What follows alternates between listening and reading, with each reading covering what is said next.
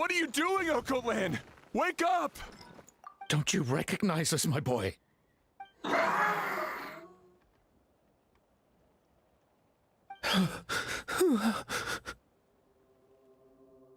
The Abyss monsters are everywhere.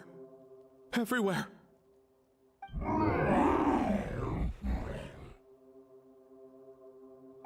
They've taken over the tribe. No corner is safe. Did we lose the battle? No. It's pointless to think about that now. A warrior only has one job. Fight until the very end. Careful! He's not himself! Okotlan!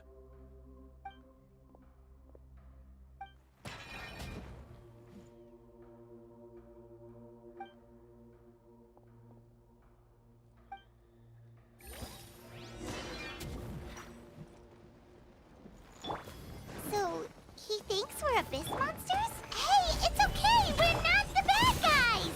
Come on! Give me... wretched Abyss! Get out of my tribe! Mom, Dad are gone. Please, son. You've got to stop. You can't keep going like this. Wretched monsters. Give me my family back! Look, Okolan! That's your father! He's standing right in front of you! Get out of my home! I'll never forgive you!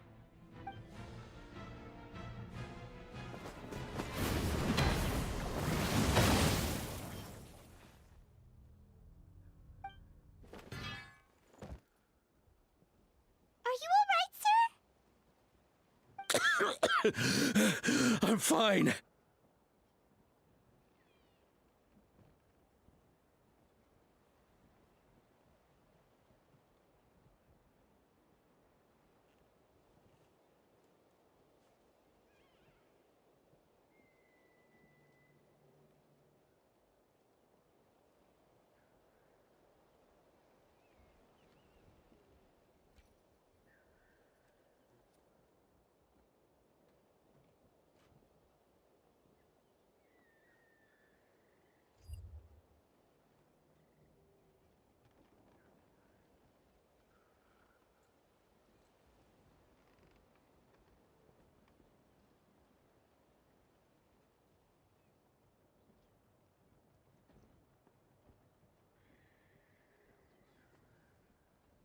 Please, don't hurt my son. He's just trying to protect his home. But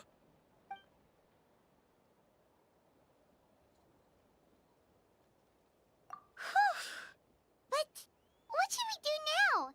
He's different from the other two. It's like he can't hear us at all. He keeps calling us monsters. We're basically enemies to him now.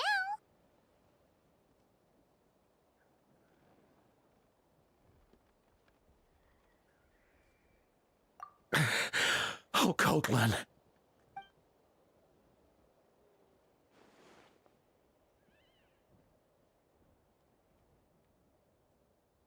Abyssal corrosion syndrome. 500 years later, and it's resurfaced again. Huh? That voice, it's...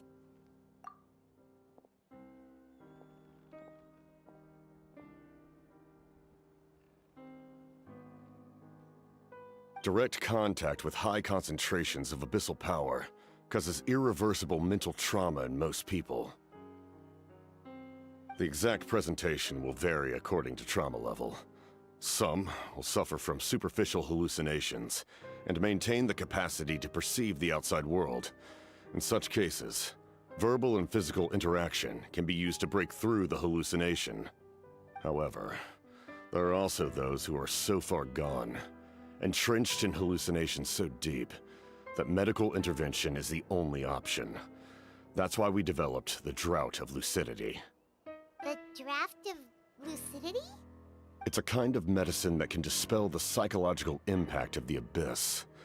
The treatment comes with severe side effects, including chronic migraines for the rest of the patient's life. So, it's reserved for the worst cases. This man is a devoted warrior, one not easily swayed from battle. That is precisely why it's so difficult to pull him out of this hallucination. If you trust me to be true to my word, give him this. Wretched monsters! Setting up an ambush! Give me your worst. It's either your end or mine! Hurry! He's awake! Please, give him the draft. My son thinks he's alone in this world. In his mind, all his family and comrades are gone, and only enemies remain. There's nothing more painful for a warrior than losing everything you fought so hard to protect.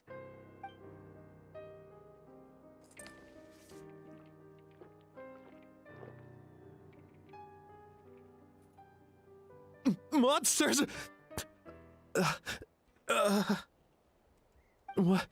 What's going on? Dad? What are you doing here? My head hurts. I just had the strangest dream. I dreamt the Abyss took over the tribe. It's all right, my boy. It was just a nightmare. Let's go home. You need a good night's sleep. But first, I want to thank you for saving my son. May I ask your name? Just Capitano is fine. I owe you more than words can say, Mr. Capitano. My name is Mune. You're welcome in my home anytime. Time to go, son. Can you stand?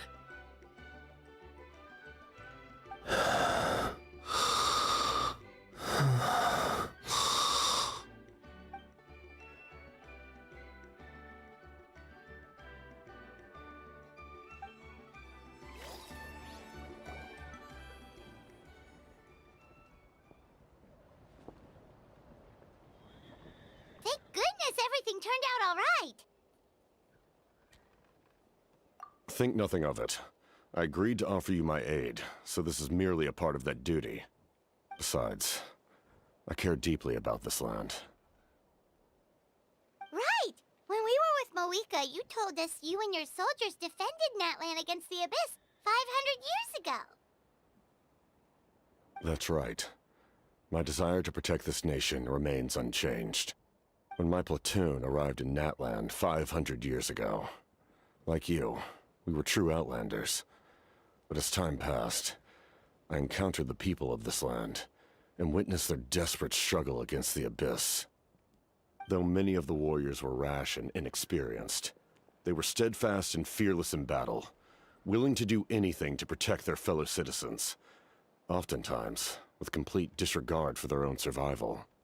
Just as I fought for the glory of Conria, they fought for the survival of their nation. We happened to share a common enemy, so I decided to offer my aid. We fought side by side to the very end. I traveled to many places after that, but I never forgot this land. Even now, my work in Natlan remains unfinished.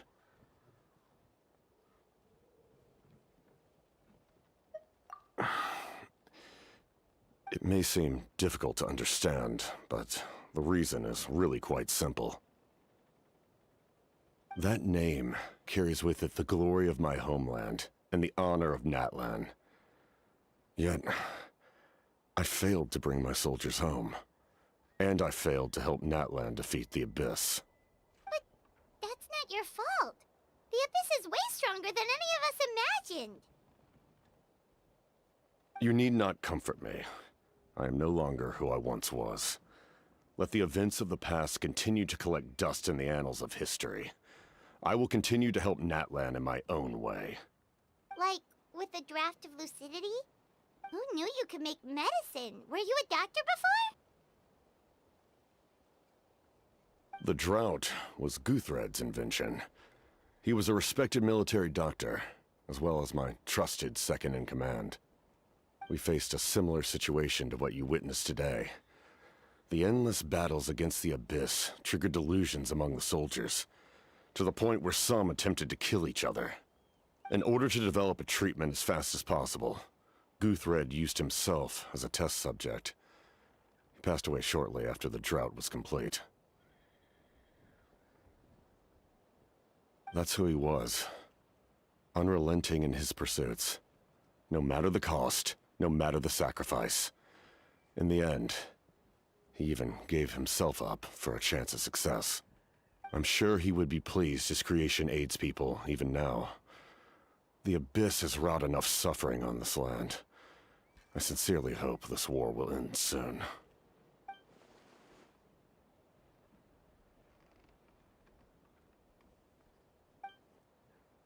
Stop worrying about other people's survival, about their losses and sacrifices. You just need to win. That must be why I've returned.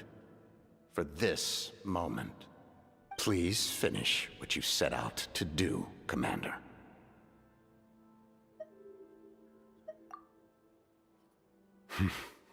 You're more perceptive than I imagined. However, some things are better kept secret for now. We may be working together, but our goals are not entirely aligned. What's with the secrets all of a sudden? I'm starting to think we should be more careful around you. I do not mean to jeopardize the trust between us. I simply prefer to keep this to myself, because it's a personal matter. All I can tell you is this. Natlan may have survived the worst of the crisis, but the souls of this land are still not at peace. And that is why my work is not yet done. Well, if it's personal, then we'll just have to trust you.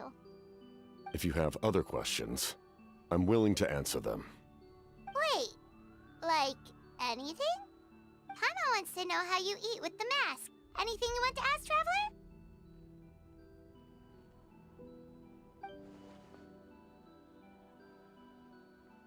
Natlan must pay the price for Mawika's use of the Ruler of Death's power. That price is death. And only Mawika's death can clear the debt. Even now that the war's over and the threat to Natlan is gone, it looks like that death is still set in stone.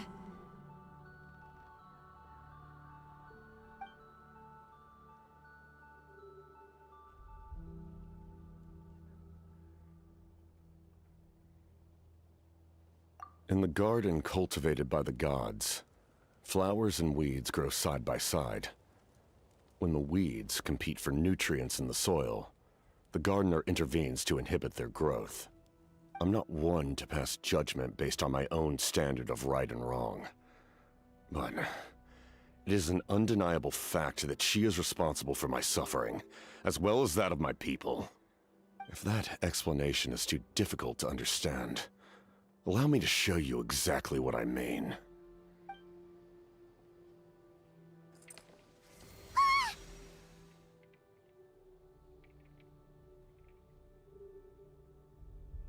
The ruler of death can freely define the form of death, or grant immortality to anyone she desires. Her power is a rule in and of itself. Faced with such an overwhelming level of power, it can feel hopeless to resist. But I am of the belief that, in this world, no destiny is unchangeable, no death inevitable, and no rule unbreakable. So, before the final moment truly arrives, we must fight harder than ever.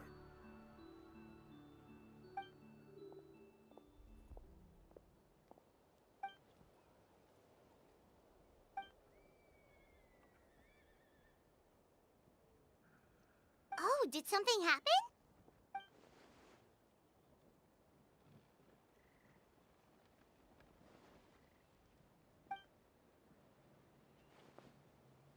This is a critical time for you, Traveler. It's best not to delay, so let us end our conversation for now. Best of luck to you all. Goodbye.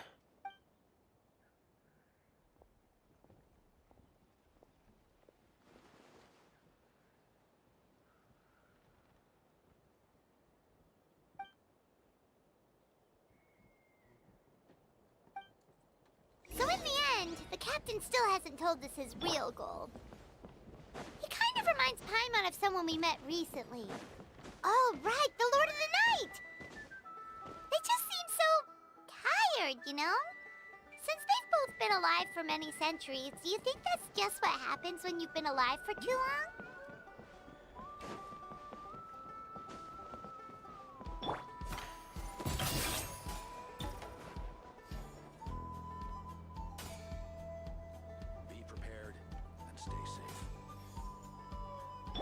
crumble!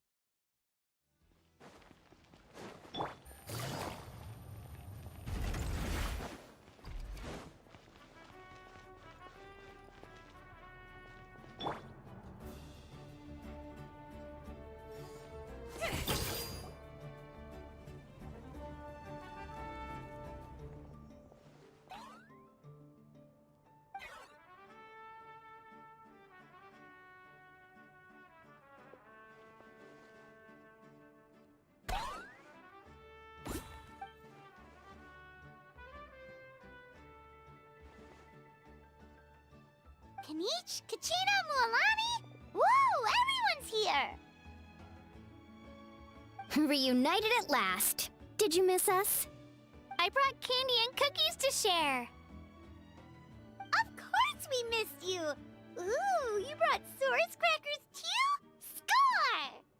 Ah, just in time, Traveler. It's so stifling in here. I was just about to go outside to get some air. It's the same temperature outside. Anyway, how was the trip here? To be honest, I also didn't expect this many people to show up.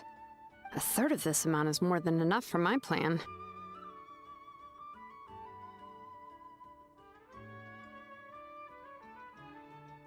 I need to ask them about you, gather their thoughts and hopes. That will help the formation of your ancient name. Oh, you brought the Pilgrim's Chronicle, right? Yeah, let me take a look. Okay. The progress looks good. We have enough people, so let's get started. Sorry I'm late. Chaska showing up late for something? That's a first. I had to follow a group of monsters further than expected. When I got back, I heard about what you did for my tribe. Thank you.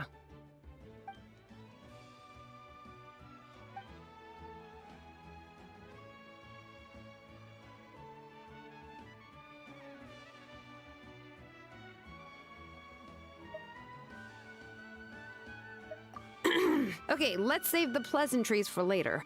Everyone's here, so let's get started. All right, let me remind everyone what's going to happen. I need each of you to stand before the Pilgrim's Chronicle and share your stories about the Traveler. Your words will be recorded and become a part of the Traveler's ancient name. Any, questions? Nope. All right, then, to start things off... Hold on. Remember what we discussed? Oh, right, I almost forgot. Traveler, Paimon, you, can't be here for this part.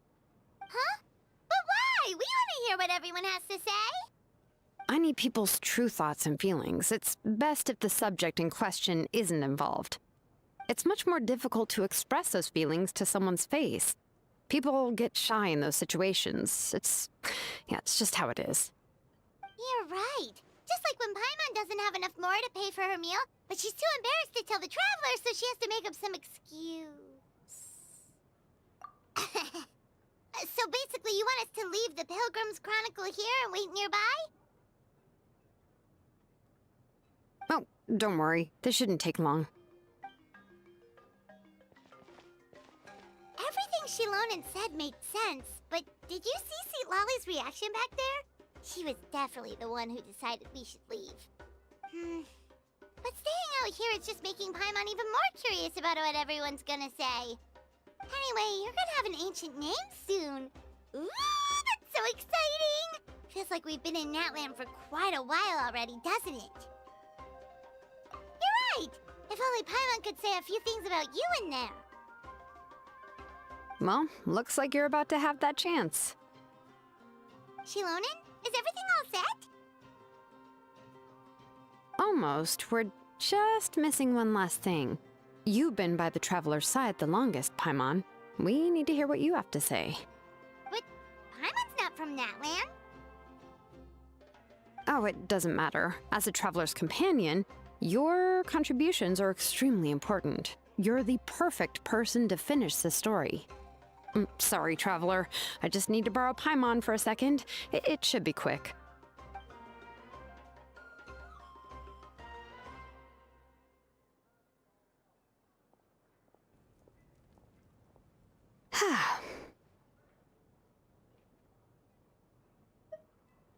Paimon gave us a lot, and I mean a lot of information.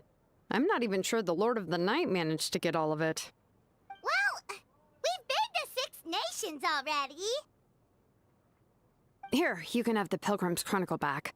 I'll need it when I forge the name, but you can continue your adventures in the meantime. And when the time comes, I will forge you an ancient name unlike anything that's come before, so that you, Moika, and Natlan as a whole can finally put an end to this endless war.